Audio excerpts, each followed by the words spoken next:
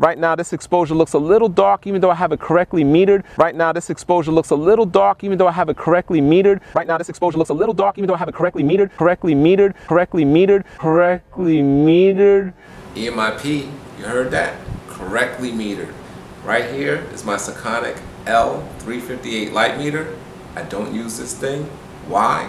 Because when something is correctly metered, either by what the camera says, this light meter says, or even a histogram, sometimes I don't like it. You know, I'm going to take it into post and I'm going to adjust it anyway.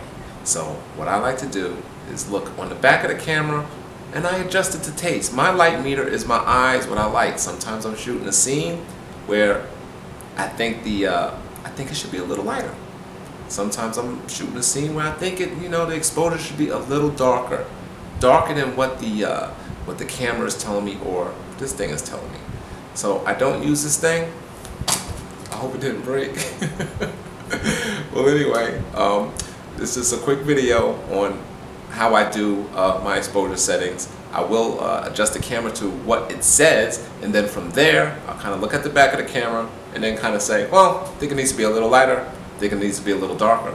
And then when I take it to post, I make it exactly the way I like it and not necessarily what the light meter says or the histogram or what Lightroom says or whatever post-processing software you are using says it's correctly exposed. I don't use that. I use what I like. Now that's just me. You can do what you want to do, but that's how I do it, and I just wanted to let everybody know that.